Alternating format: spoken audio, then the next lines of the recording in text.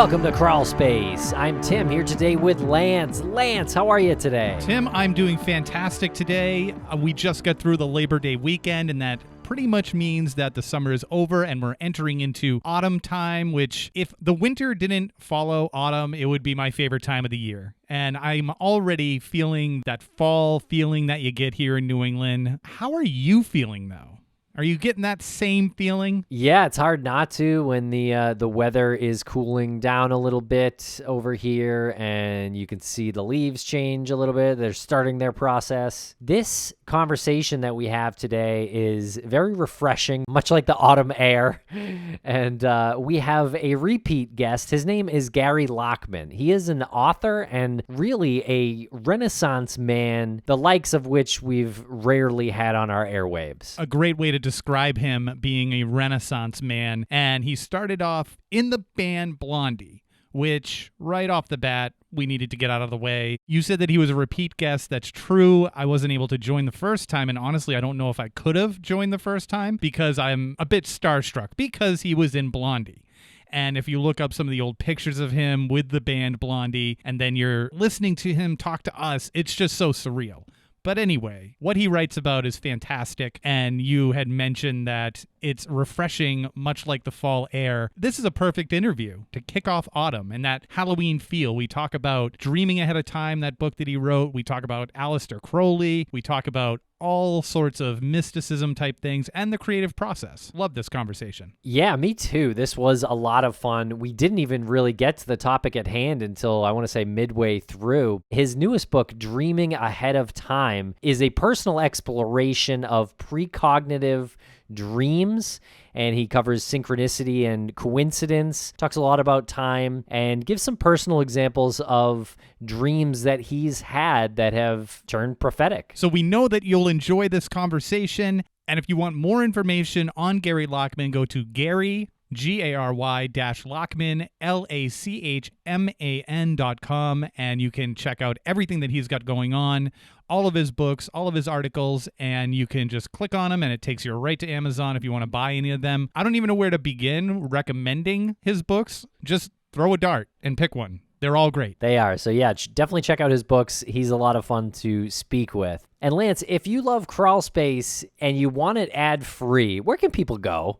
Oh my, good thing you asked him because that was on the tip of my tongue. I do love Crawlspace. If people are listening now, they must at least moderately like it. You should go to crawlspace.supportingcast.fm, and not only will you get your ad-free episodes, you will also get episodes of a segment we call Crawlspace Crypt. Yes, the Crawlspace Crypt bonus show is weekly, and it is fantastic. It's a lot of fun. We get to speak about the topics that our guests speak about during our episodes and really share some personal stories. I think it's a lot of fun, and I know you'll like it as well. And in addition to that, we have decided to have our first Ask Us Anything Monday, September 12th at 3 p.m. Eastern Standard Time. That is noon on the West Coast. You can tune in. We will send you a link, and you can ask Tim and I any question you'd like. We'll do our best to answer as accurately as possible. Cool. Looking forward to seeing you there. Again, check it out at crawlspace.supportingcast.fm, and please follow us on social media at Crawlspace Podcast or Crawlspace Pod. Make sure you stay tuned to the very end of this episode because it's a bit of a teaser for a future topic that Tim and I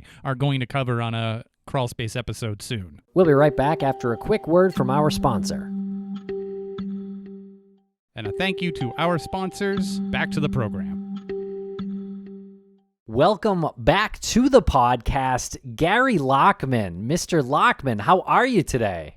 I'm doing okay. It's a lovely late summer evening here in London. Tim said that welcome back to the podcast. I wasn't able to join the first time due to a conflict, and I was really upset because we've never had someone on the show who was in one of the most influential bands of all time. So I just want to get that out of the way. As a fan of Blondie, I just want to say it's a honor to be on the Zoom call with you. I've got to get bigger headphones now because you've just inflated my head considerably. But thank you. Thank you very much for that. Oh, thank you. All right. So that's out of the way. Welcome to the show. Okay. Oh, well, my pleasure. Thank you for inviting me on again. Yes, of course. Before we get into your writing, I am curious about your artistic journey from Rock and Roll Hall of Fame musician to prolific author. Can you speak about that transition a little bit? Actually, tell you the truth, I have been thinking about that quite a bit lately because invariably this question comes up. So I'm thinking of writing something about exactly how that happened because I'm not quite sure myself. In terms of chronology, I mean, I first started reading about the sort of thing I write about when I was playing in Blondie. Back in the days before Blondie was Blondie, 1975, when I was living on the Bowery in New York, back when the Bowery really was the Bowery. If you're there today and you throw a rock in any direction, you can't afford the cappuccino. But back then, it was completely, Skid Row. And although, strangely enough, the building that we lived in, it's still the way it was, which is strange. It should have a blue plaque on it or a historical plaque because it's exactly the way it was back then. But in any case, I was living on this illegal sublet of a loft space just a block from CBGB, which was the big, club. Well, this actually was a bar, an old biker bar, actually, that got turned into a rock club in the mid 70s. And that's where, the Ramones and Patti Smith and Television and Talking Heads and so on and so on, and Blondie as well, were discovered. And in this loft space, the fellow who rented it, or our floor to us, he was a devotee of Aleister Crowley. And he had Crowley's tarot deck, the Thoth tarot deck, which at the time, 1975, was still, relatively rare. And he would do these impromptu readings, and he was an artist, a painter, and he did these paintings of some of the, like, based on the tarot Trump figures and all of that. I even modeled for one of them. And so Crowley's books were kind of hanging around. And then the book that really did it for me in longer term, because I was interested in Crowley. I mean, I wrote a book about him, but after an initial kind of fascination, I outgrew him, as most intelligent people do. But the book that that really got me going was a book called The Occult. And it was by Colin Wilson, who's a British writer. He's most known for his first book, The Outsider, which came out in 1956, and it's a study of existentialism and extreme mental states and creative geniuses. And of course, I identify with all three of those categories. Yeah, this book, The Occult, was just a remarkable history of it, and it wasn't just a book about magic spells and ghosts and things like that. I didn't know at the time, but Wilson had, as I said, he had this background in existentialism, so he brought in philosophy and psychology and literature, and it's written, it's just gripping. I mean, one of his reviewers said he could make the telephone book, gripping reading. And certainly he did it with that book. And then, I was enthusiastic, naive, innocent. Wow, this is really weird stuff, and it's really interesting. And it was a great time to do that, because in the mid 70s, there was sort of an occult boom in publishing, and a lot of publishers are bringing out books that were in public domain, so they could bring them out in cheap editions. They didn't have to pay royalties to any of the authors, and I just gobbled it up. I wrote a song about my interest in dreams and altered states and things of that sort, called "I'm Always Touched by Your Presence, Dear," which was a big hit, not in the States, but in the UK and Europe in 78. So my interest in it goes way back, but it took quite some time for me to transition, as they say, from being a musician to writing about this. And I went through a long stretch where I was, find myself. I misplaced myself somewhere along the line after dropping out of music in 82. I mean, the last band I played in was with Iggy Pop. I did 2 tours playing guitar with Iggy, and I had my own band for a while called The No, but we didn't get a deal. But we put out a couple singles, and we were a big sort of bi-coastal band in New York and LA at the time. But between dropping out of music in 82 and publishing my first sort of articles and book reviews in the early 90s, I had an academic career for a while. I gotta roll it back a little bit. Did you say you posed for a tarot deck? Oh, not a tarot deck card, but this fellow who rented Blondie, the loft space we had on the Bowery. He used to do these paintings, and he used Crowley's tarot trumps as a kind of model for them. He was an interesting guy. His name is Benton Quinn. He passed away a few years ago. He actually did some sort of, not canvas, but big paper paintings that we used in our set sometimes. There was a song called Kung Fu Girls,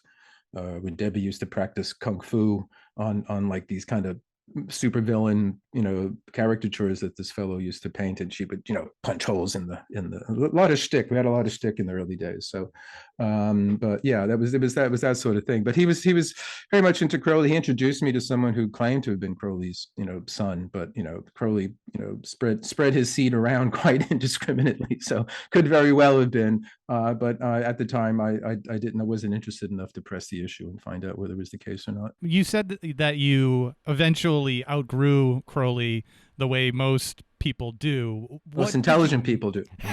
Most intelligent people do. What did you mean by that? Well, I mean, he's a fascinating character, but there's a certain kind of claustrophobia set in. I mean, the first one I read book of his was Diary of a Drug Fiend, and it's about cocaine and things of that sort. And like many other people at the time, I was interested in drugs, and so, oh yeah, I like to read that. Then from that, I got on to these more impenetrable sorts of things. There's a book called Magic and Theory and Practice, and others and others. I was naive, innocent, and I tend to go for it if I'm interested in something. I mean, I try not to be an armchair whatever. So I kind of threw myself into it. But it wasn't until I moved to California, understandably, that I got deeper into this sort of thing. I got involved with 2 sort of Crowley groups. It just said there's a kind of claustrophobia, as I say, after a while, because eventually all roads lead to Crowley, if you're interested in him. He had this enormous ego, insatiable need to be recognized and be famous and all that. And it makes him a good raconteur. When he's talking about himself, he tells very, very entertaining stories. His confessions. Aleister Crowley is a great read. Just after a while, I just realized this was more and more about him, kind of like a fan club about him than, in general, the Western esoteric or magical tradition. And so I got interested in other things after that, but I pursued it for a while. I mean, a couple of years I was involved in it, and did the rituals and practiced a variety of different sorts of things to develop my occult, expertise. But after a while, I just sort of felt, for all that people argue that do what thou wilt doesn't mean do what you like, 9 times out of 10 people I ran into who were into that didn't make that distinction, or they rationalized about it. And I just felt like, well, this isn't for me. I read your book on Aleister Crowley, and I eventually got through it, but he's such a frustrating individual. Like, it's so frustrating to come to the realization that it is or was all about his ego. And it was all about, like you said, justifying just being a wicked person. I mean, it wasn't only about that. Like, there was other things, but ultimately it was his ego. Well, one wants to say if only he used his powers for good instead Right. of evil. But he wasn't really evil, as much he was a completely self-centered. I mean, he was brilliant in many ways. I mean, I think he had a touch of genius, very creative, had a great deal of drive and willpower and all that. And I think one of the things is that he didn't know what to do with himself. I mean, there's a remarkable novel written by an Austrian novelist in the early 20th century called The Man Without Qualities, The Mensch ohne Eigenschaften. It's Robert Musil. And this is during Viennese modernism sort of period. And it's about a character who has remarkable qualities, but he can't find anywhere in the modern world to use them. Like, nobody wants them. Nobody wants his genius. Nobody wants that. And Crowley was sort of like that. I mean, he started out, he thought he would be a chess master. And he was a mountain climber. He was a very good mathematician. He thought he would go into sort of diplomacy.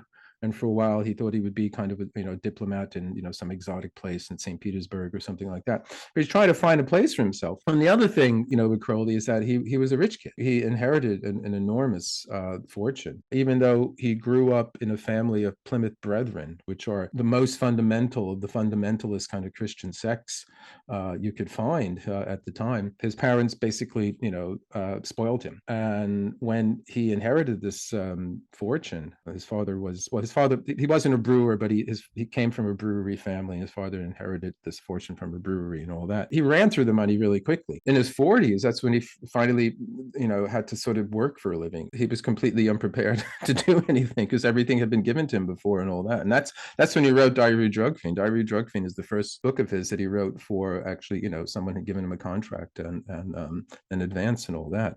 How should we say? It was a comic book when I was a kid, Richie Rich, the poor little rich kid. It was sort of like that with Crowley in the sense that he brought up in this horribly repressive fundamentalist family. At the same time, he was incredibly spoiled. And then when he came into his, adulthood, as it were, chronologically, if not psychologically, I often say that I think, he deserves a round of applause from us because he showed that the kind of path he took of getting rid of all repressions, do it that will. I mean, Nike says just do it, now, and it's the same sort of thing. It's just don't think about it, just go. Impulse is the best thing. And coming from a button down, very restrictive background, that probably was salutary, that probably was liberating. But after a while, it doesn't really work anymore. And I think we owe Crowley a debt of thanks for showing us that this kind of path that he took of complete getting rid of all repression. I mean, a friend of his says that Crowley's character is excess in all directions, which sounds like a great rock and roll album title. And I'm sure somebody will pick it up. But again, the other side of him, he was brilliant in many ways. And what he did with magic was he did modernize it. We could say it that way. And he synthesized a great many different traditions, the Western sort of Kabbalistic tradition and the Eastern traditions of yoga and meditation and tantra and things of that sort, and a variety of others. And he put it together. There's a side of him that I think was autistic. There was a kind of need for this kind of exactitude and this kind of punctilious, kind of meticulousness. And that came out in his bad side because he held a grudge and he would hold on to it. And at some point down the line, he would get you. He would get back at you. It could be years later, but he would say, aha, now do you remember, when whatever you did to me, I've never forgot that. And now you're going to get it. I just use the word autistic, not in any kind of real medical sense, but just in sort of a character trait. It's a story he tells that, he wanted to prove whether a cat really had 9 lives when he was an adolescent. And so he took the poor feline and gassed it, stabbed it, smashed it over the head, whatever, threw it out. I mean, the thing hopefully died after the first 1 or 2 incursions, but he just did it. And then, oh yes, well, I've shown that that's a myth. It's like, well, any intelligent person would realize it's just a story, Aleister.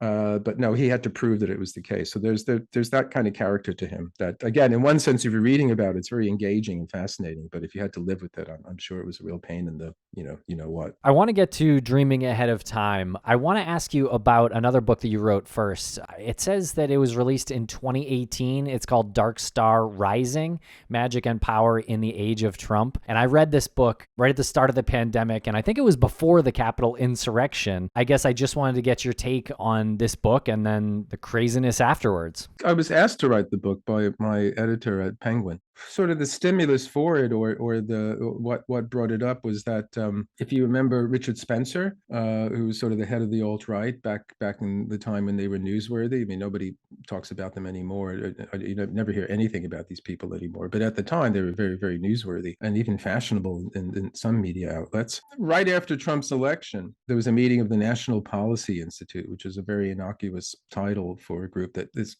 pretty much, or I don't know if they still exist anymore, but pretty far right. And Spencer was the head of that as well. And they held their meeting at the Ronald Reagan building in Washington, just after, pretty soon, either the next day or the day after the election. And he starts it by saying, "Hail Trump, hail our hero, hail our leader. We made this happen. We made this dream come true." Basically saying that he and his, fellow travelers in the alt-right had somehow enabled Trump to win. And the people in the audience, they greeted this with all these well, they didn't necessarily say Sieg Heil, and Spencer later corrected everyone and said no, they were Roman salutes. But of course we knew that all along. The whole notion was that somehow they had used their imagination in order to help Trump, and this came out through the idea that they somehow had used a form of chaos magic on the internet in the form of Pepe the Frog. Again, you remember Pepe? He was very, very popular. We don't hear much about him anymore either. Pepe the Frog started out as an innocuous, Generation X, slacker cartoon figure. The fellow named Mike Fury, which I think he's changed his last name to Furious now, because they appropriated this cartoon character and they turned him into basically a kind of postmodern kind of spot sticker, and the idea was that by posting all these images of Pepe either as Trump or looking over the Mexican wall or part of the deplorables and so on, they saturated the internet with images of him. Long story short, but they talk about something they call it Synchro Mysticism, which is a internet update of Jung's notion of synchronicity. And if you know Jung's ideas of synchronicity, and most likely we'll get onto it because I talk about it quite a bit in Dreaming Ahead of Time, it's basically meaningful coincidence. It's when something happening in your head and you see a reflection of it outside in the outer world in such a way that it's indubitable. It's like, oh my God, who knew what I'm thinking about this? I'm preoccupied with in my inner world is suddenly reflected in some event or some message out in the outer world. And so if you transfer the imagination, and instead of the inner imagination, you talk about the internet, which is a kind of externalized imagination. At least that's how I tend to understand it. The internet is this kind of externalized imagination, or it's a kind of electronic astral plane, as it were. By feeding all these images into it, the idea was that they would affect reality. And oh, well, Trump did win, didn't he? And so on and so on. And then that was one bit. And then the other bit was that Trump himself is a devotee of a form of this mental science, because he was a devotee, or still is devotee of Norman Vincent Peale, was an American religious figure who wrote a very, very popular and influential book called The Power of Positive Thinking. He developed a kind of Christianized version of what's known as mental science, just the idea that thoughts are things, rational, mainstream Western science, intellectual tradition, thoughts are just these bubbles of our neurons in our heads, and that's it. There's like a little pool of what we call consciousness in each of our individual heads, and it bubbles and boop, boop, boop, sends up these things called thoughts, and they get nowhere further than your skull. But in this tradition, that's not true. They reach out. Unlike Vegas, what happens in the mind doesn't stay there.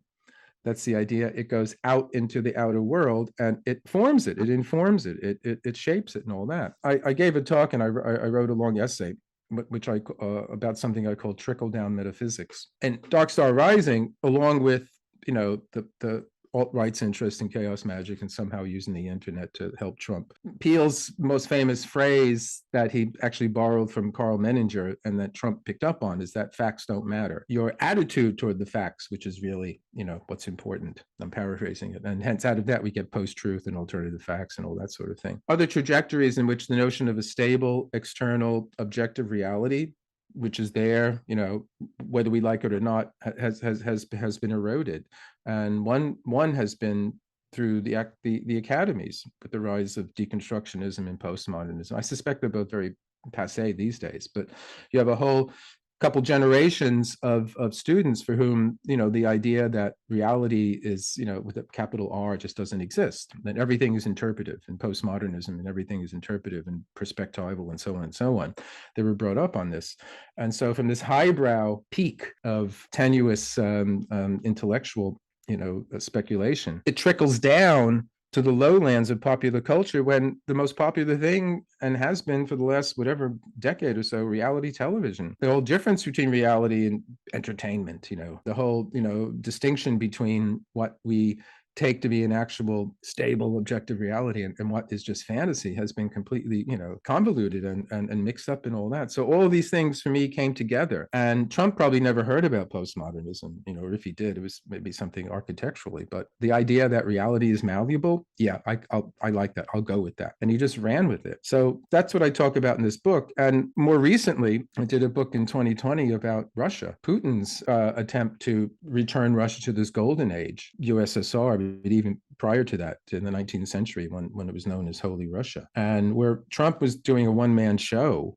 of a kind of virtual reality thing. Putin had in place a whole network of creating reality for a whole nation through his control over the media and all that sort of thing. He too has somebody in his camp, this fellow Alexander Dugin, who sadly been in the news recently because his daughter was killed in this horrific, horrible bombing. Dugin, he has to have one of the most remarkable trajectories in contemporary politics, because he started out as an anti-Soviet punk in the 1980s and was arrested and sent to Lubyanka and all that. And through a variety of different, sort of somersaults through a different kind of political ideology, he wound up lecturing on geopolitics to the general staff at the Kremlin. And it's uncertain how much influence he's had on Putin. Some people say none at all, and some people say actually he has his ear, and so on and so on. Dugin too, he was fellow traveler with the alt-right. interested in chaos magic use similar sorts of things in order to affect, political realities through using sort of forms of magic and all that. So there seemed to be all the stuff that was on the fringe, that's on the weird stuff that I've been writing about for a long time, and a handful of people interested. Suddenly it was like, wow, this is like, center stage, and it's happening, and it's in the New York Times and places like that. That's the world we've been living in now for the past, few years. And we'll be right back after a quick word from our sponsors. Thanks to our sponsors, and now we're back to the program. The history behind it is kind of tough to wrap your head around as a basic consumer of the information. How do you manage to wrap your head around these things? Because it is like the layers of an onion. It just keeps going and going. When you see it start to trickle into and influence politics, it starts to get frightening. How do you kind of manage that? That's what I do for a living, so I have to do it. Personally, once I get interested in this sort of thing, I need to do that. I need to, okay, what's this all about? What's my take on it? I have to order it, and I have to sort of process it and all that sort of thing. And at the end of that there's a book. I throw myself into this stuff. I read as much as I can. I mean, Dark Star Rising was like the first kind of current events sort of book that I've done. It was like hot off the presses. This is happening today.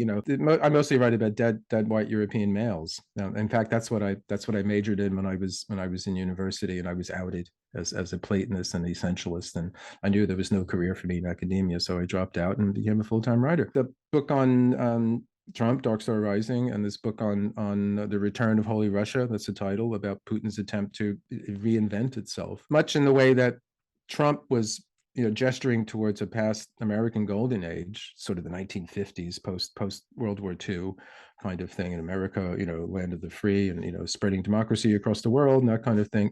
However, cynically he's doing that, but that's sort of the rhetoric. And likewise, similarly with Putin, but he's looking back a bit further. There was a period just before the Bolshevik Revolution known as the Silver Age, the tail end of the 19th and into the early 20th century. And Russia did have this character of being Holy Russia. Alexander I, he saved Europe. He defeated Napoleon with a little help from the Russian winter, but he was able to sort of stabilize the other monarchies in Europe at the time, and there was the Holy Alliance and all that sort of thing. So, and the whole notion that Russia has a direct lineage back to Rome is also part of the Russian historical sort of sense that Putin is trying to revitalize. The whole idea of Moscow being the third Rome and all that, this goes back to centuries and centuries.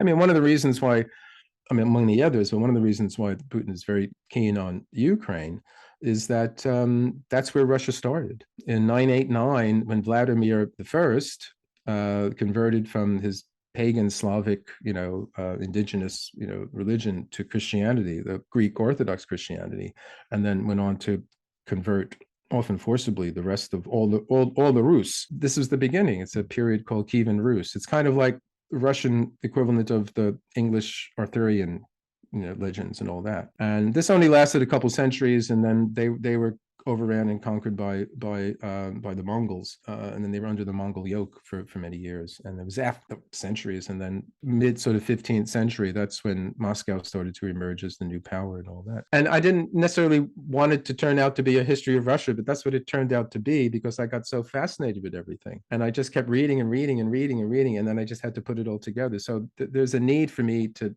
once I absorb all this information, to put it together in some kind of ordered kind of form, so that I can just put it aside from my head, where it's like just bubbling around and going crazy. So, I perform a service both for myself psychologically, and with any luck for the outer world who benefit somehow from my labors and can read the books. Well, thank you very much for that. That's very interesting stuff. So now I want to ask you about your newest book, Dreaming Ahead of Time, which I found fascinating. Can you tell us why you chose this subject? Fundamentally, it's about precognitive dreams in which bits and pieces of the future turn up. But it's not the kind of dream where you wake up and oh my God, I have to call so-and-so and tell them not to take that flight.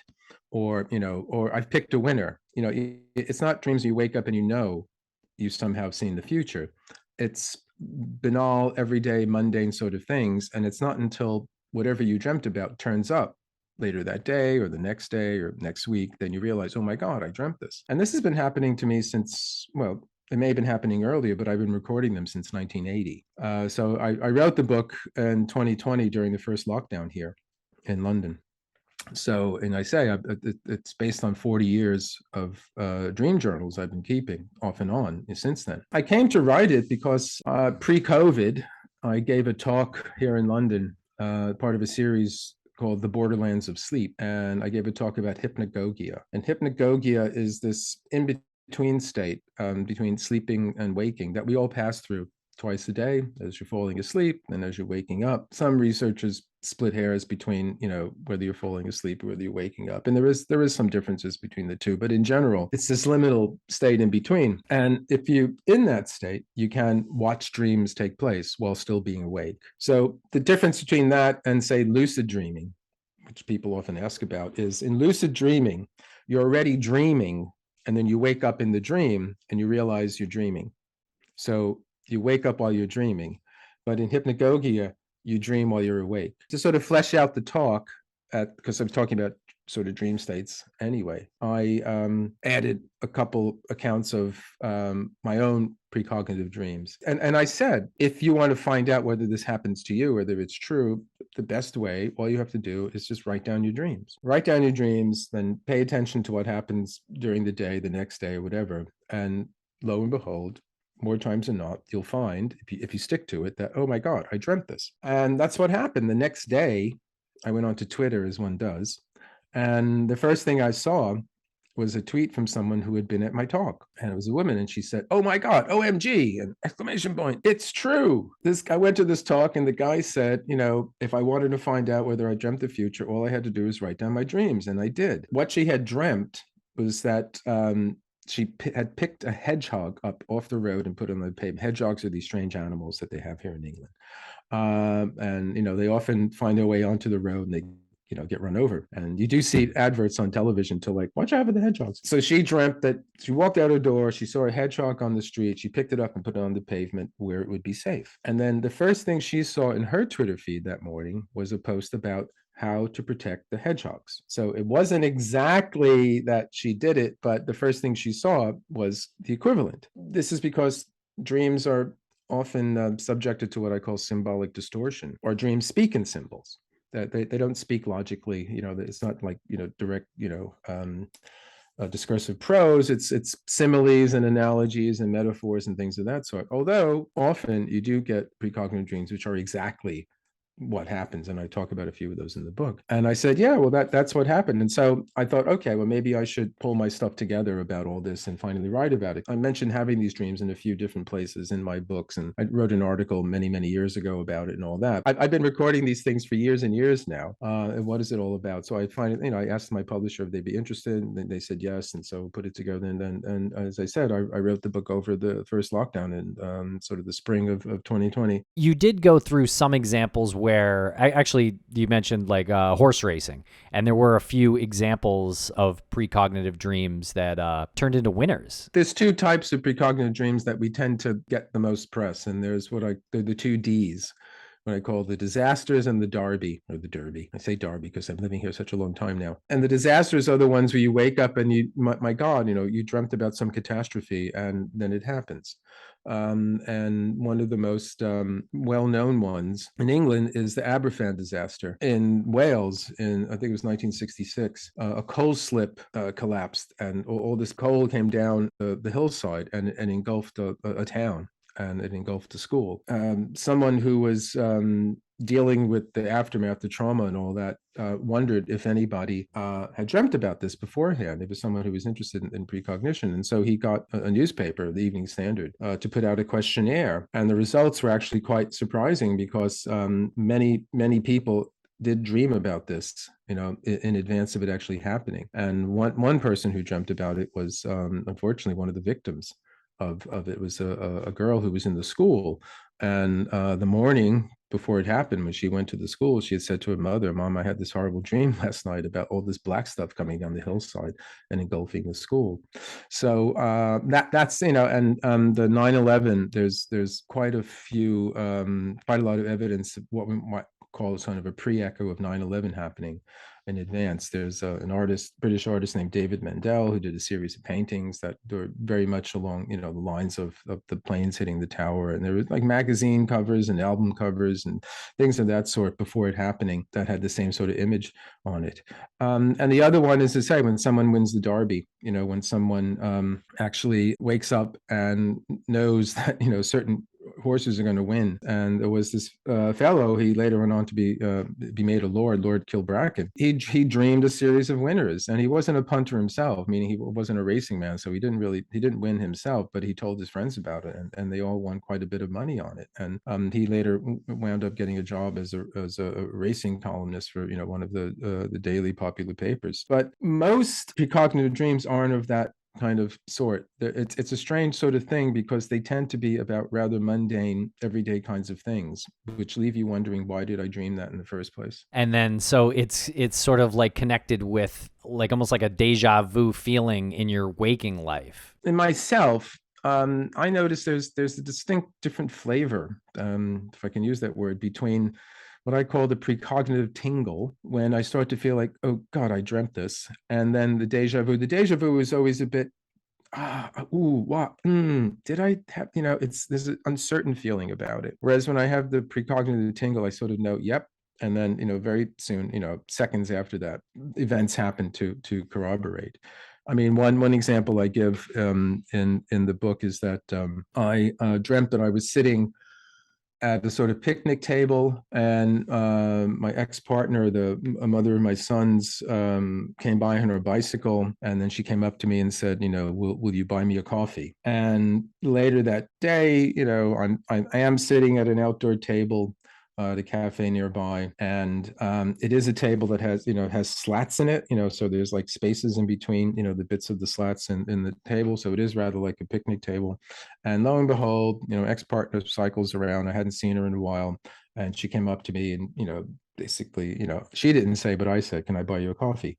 So, and at the time I almost thought, okay, I'm not going to say that, let's see if it carries on. But I wanted to see, whether I could test it or not. But I wound up saying it anyway. So I sort of knew it was going to happen. Whereas the deja vu taste for me is a bit different. There's an ambiguity about it. There's an uncertainty about it. So again, this is me trying to map out the phenomenology of these kinds of experiences. What are they like? Why they happen, I don't know, because that's the thing. Occasionally they're about something that's important psychologically for your development or something like that, but they're often about rather mundane, I say trivial, but not in a derogatory sense. They aren't the big, kind of blockbuster sort of dreams you wake up thinking, wow, they're really about stuff that you later on think, oh, why did I dream about that? If I can dream the future, why was it that? But if you do your homework and you look at, different books about this and different accounts by different people, it tends to be the case. We'll be right back after a quick word from our sponsor. And a thank you to our sponsors. Back to the program.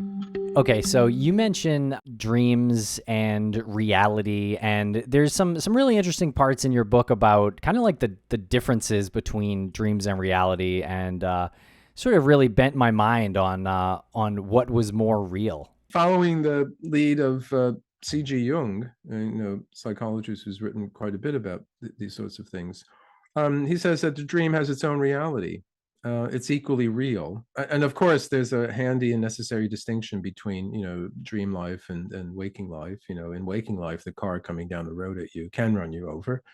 But in dream life, the car coming down the road at you might fly, or you might fly, or it might turn into, marshmallow or whatever, So but it's real in that sense. It has its own reality. I was saying that I tend to take a phenomenological approach to these things. That's a bit of a mouthful, but phenomenology is basically the study of the way phenomena appear. What we see out in the world, trees and clouds and mountains and people and buildings, they're phenomena. But what we see in our dreams are phenomena as well. And when we imagine something, that's a phenomena. If we think about something, so they're not real, say, vis-a-vis, this particular distinction we make between waking and dream, or the inner world and all that.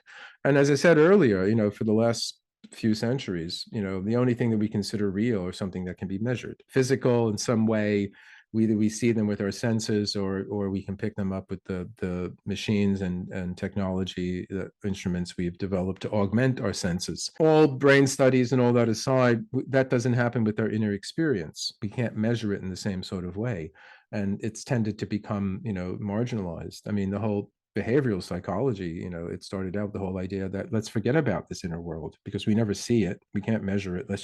What we can see, we can measure is people's behavior. So let's forget that they have an inner world and just see how people act and all that. And that's pretty much how Western psychology sees us. Marie-Louise von Franz, one of Jung's major followers, tells the story of when she first met him, and he was telling her about one of his patients, and this woman who was deeply withdrawn and I guess close to being psychotic, but she talked about being on the moon, and Jung said, well, she really was on the moon. And Marie-Louise von Franz is a very hard-headed individual and said, well, actually, no, I'm sorry, she couldn't have been on the moon. There's no atmosphere, but how did she get there and all that kind of stuff? And Jung said, for that woman, she was on the moon. And in the book, I quote J.B. Priestley, who is not as well read today as he should be, but in the 20th century, he was an enormously popular British writer who wrote quite a bit about dreams and time, because that's the other mystery too with precognitive dreams. You have the mystery of dreams and then the mystery of time. Time is, is one of these things that we think we know what it's about, but as soon as we try to focus our minds on it and grab it in any kind of way, it just slips through our fingers. But he said that, dreams, some of the most poignant and powerful and significant experiences of my life have come to me in dreams, and I have less evidence for them than I do for a broken nail or a cold I had. So we really don't have any evidence in that kind of measurable way. All we have is people's accounts of the dreams. I mean, we know there's rapid eye movement, and we can tell from brain scans that something's happening, but it's still in the realm of science fiction and movies where we can actually see the person's dream there with what's going on. So same with Priestley. I've woken up from dreams in which I've had powerful, emotionally overwhelming experiences in them, and nobody knows anything about it except me. With the nature of your work and your physical location in the UK, was the decision made to move overseas because of like maybe an attitude that was more open to receiving these types of notions and concepts? I mean, is it different over there than it is here? Actually, the Brits are more skeptical. This writer I mentioned earlier, Colin Wilson, had tremendous impact on my life and influenced me. When I came here and started talking to him about the people here, they were all kind of like, oh, well, he's someone that you read when you're, 17, but you outgrow him and that kind of thing. And I thought, oh, Jesus, my God, a big mistake on my part. No. After the series of things falling apart for me in Los Angeles, I was working as a science writer for the University of California, LA. I should never have the job because I had no background in science. But what happened is I was married at the time to my future ex-wife. That's how I affectionately refer to in the book. Again, it was this period I didn't know what to do with myself, and I was trying to find a path and a way and all that. And I had got a degree in philosophy. I was working at this fantastic bookshop. It isn't there anymore in LA, called the Bodhi Tree. And it was like the most famous metaphysical bookshop west of the Rockies. I had got some music royalties from some Blondie greatest hits kind of thing. And so I was trying to write a novel, and my lovely future ex-wife didn't like the idea that I didn't have a job. She saw an ad in the LA Times for a science writer at UCLA. So she suggested I apply. And I thought, great, I'll apply. I'll never get the job because I don't have a science background. I'll get her off my back. I'm trying, aren't I? And, everything will be hunky-dory. But what happens is I sent in some examples of my work. I did some book reviews of like pop science books on chaos and complexity theory and wrote some articles. And they said, when do you want to start? But then I was walking across the campus one day and I thought, gee, I should be happy. I've got this wonderful job, salary. I've got my own parking space. Woo. I got a secretary and all that kind of thing. And then from the depths of my toes up to the top of my head, it just came up saying, no, you're not happy. And everything went south, as they say here, and I suspect other parts as well. And it all fell apart. The marriage fell apart. I lost the job. I went down the tubes. Long story short, on a holiday, I came to the UK. I met some people and I told them my sad story. And they said, well, if you want to change the scenery, just come with us, hang out with us for a while. So I did, thinking I'd just be there for a while and see what happened. But after my 6-month visa ran out, I decided to stay. And I thought at 40, now's the time, if I'm ever going to be a writer, now's the time to do it. So I'd written, articles and book reviews and things of that sort, but I hadn't written a book yet. So I didn't consider myself a writer. And I wanted to be, why, I don't know. That's one of the things I've been thinking about writing some book about how I wound up doing this. Because why did I want to be a writer in the first place? Like, why? Why? Where did that come from? I mean, I started out writing poetry, as many people do when in their teens. And then that luckily translated into writing songs when I got involved with Blondie and all that. But I always had this annoying kind of thing in my mind. Oh, you want to be a writer. So like now I am, and I have no idea why I am, but I've written 20 something books since then. So at least that came out of it. So what is your process when you write? From somebody who came from not knowing why they want to be a writer, did you piece that together as you went? Is your process still in development? Sounds horrible, but if you're a good writer, your style changes, over the years. You develop more confidence and all that kind of thing. And here's the thing: when I was a musician and I was writing songs, they just came out. The soul. That's what lyrics are. Lyrical poetry is the poet talking about himself or herself or her soul, and that's what came out in all the songs I wrote when I was in Blondie, and then had my own band and all that. I didn't think about them. They just kind of came out. I'm walking down the road, walking down the street, and melody starts coming in my head. I get back home, pick up the guitar, and I can find the chords, and then you got a song. And it usually comes out really quickly. If it didn't come out really quickly, it just wasn't happening. And I wasn't a songsmith, because when I tried to put songs together, make sort of force it, they just weren't good. And that's one reason why I dropped out of music, because I found I wasn't able to write songs anymore. I mean, one thing is I was getting too smart. I was reading too much. So what I wanted to say, I couldn't say in the midst of three chords, middle eighth and all that anymore. I just couldn't say it. And then it took a long process. I had to learn how to write. And one of the things, if I do wind up writing this kind of how I got to be where I am today sort of thing, is I'd have to sort of analyze that. So it took a long time for me to actually learn how to write. So from about almost a decade, from dropping out of music in say 82, that's when I left New York again and moved back to LA. I'd gone back and forth between New York and LA quite a few times, to publishing the first sort of book reviews. And again, it's book reviews, it's articles, it's not poetry, it's not fiction, it's all that, it's something intellectual. It took a decade for me to learn how to do it. How it is now, pretty much 9 to 5 when I'm writing. I have a quota of about 2,000 words a day. I'll accept 1,000. I won't feel too horrible, but I cannot walk away from the computer under 1,000 words, and 2,000 is a really good day. I have to have the afternoons filled up. So I putter around in the morning, taking care of, admin stuff or stuff in the flat. Between noon and about 5 unto 6, that's when I have to have something filled up, or the noonday demon gets to me and I feel absolutely horrible and anxiety ridden and all that. I read as much as I can about whatever I have to write about, absorb until it's just too much. Like the Bounty towel is like, it's completely soaked in my brain and I can't absorb anymore. And then I have to dump it out, just like I said before. Now I have to put it all together. Beginnings and endings are horrible. Once you get going, that's the best. But to get started is, and this always happens. I've been doing this now for 20 something years, but it always happens. I go through this long period of anxiety. Some part of me doesn't want to sit down and get down to work, because it knows that's what you're going to be doing for the next 6 months. But another part of me says I got to get going on this, or I'll blow my brains out. So that's it. So I absorb as much as I can for 6 months, and then I spend the next 6 months writing the book. Do you tap into any kind of like creative energy or creative influence? I know you kind of talk about some of this kind of thing, mention like spiritual agencies. You mentioned the library angel and how there's kind of a sense of humor with some of this stuff. Do you feel like you tap into that? Yeah, I mean, that's one sign that you're doing the right thing. Little synchronistic effects kind of pop up around you and all that. I mean, my philosophy is notice but don't hunt. Notice when these things happen, but don't go out of your way to try and find them, because once you do that, that's you down the road towards madness, and then you start to see signs everywhere, and they are everywhere, but you cannot make sense of them. I can't make sense of the 2 or 3 I notice all the time or in the dreams. When you're suddenly overwhelmed with these things, then it becomes kind of crazy. And I've met quite a few people in this world, you might expect, in the milieu that I'm in these days, who, oh my God, and they come to me and they talk to me about all these signs I had and all that. And I think, okay, you've in a way, you've kind of crossed over the barrier between noticing them to like, ooh, now I'm really gone down the rabbit hole, as they say. So that's why I'm sort of a naturalist in this way, I just notice these things and notice on the periphery and accept them, be thankful for them, and then feel, okay, that's a sign.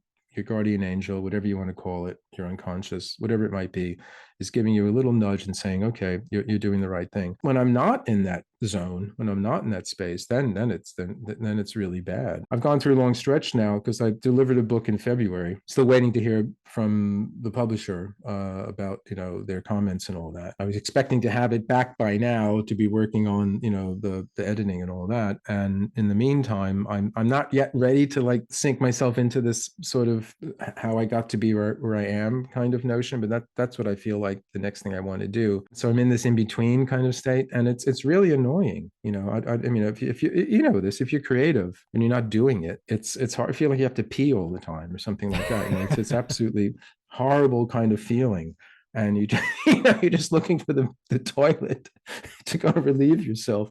So I'm sorry to reduce the creative act to a basic biological gesture of elimination, but it is sort of like that. Everybody can relate to that, so I think it's great. I just have one more question, and it's going to sound like a joke question. I've had it for years, and I can't think of anyone better to maybe work my brain through it than you. What's your thoughts on The Simpsons and them predicting the future? Is it just that they're so woven into the fabric of our culture that it's impossible for them to not have some of these moments? But it's remarkable. Do you have any thoughts on this? Well, maybe they didn't predict. Maybe they made it happen. Synchro Mysticism. Who knows? Maybe it all goes down to The Simpsons. There's Homer, it's like there's Homer and Jethro, but is Homer the beginning of Western, literature and all that? So I often wonder, is that what it's about there? There's some situation in The Simpsons that can account for all situations out in life, something along those lines. You can find some comment on every aspect of life in The Simpsons. Gary, thank you so much for joining us here today. This was an absolute treasure to have you on. I'm so excited. Can't wait to share this episode. It was fun for me too, and sorry for the technical difficulties and all that, but I'm sure you guys have been able to overcome them. I think part of me was like, we're talking about subjects that I don't think Zoom can handle. Well, you've got the wickedest man in the world behind you there, so true. I'm playing with fire. I know. There you go. I was gonna put Blondie up there, but I thought that would have been too much. That would have been even worse. My God. Strangely enough, I started playing with a Blondie tribute band here in London. They shanghaied me into doing some gigs with them, so I've been playing the old tunes and some songs of mine from back in the day and all that. So kind of got back into the rock and roll groove a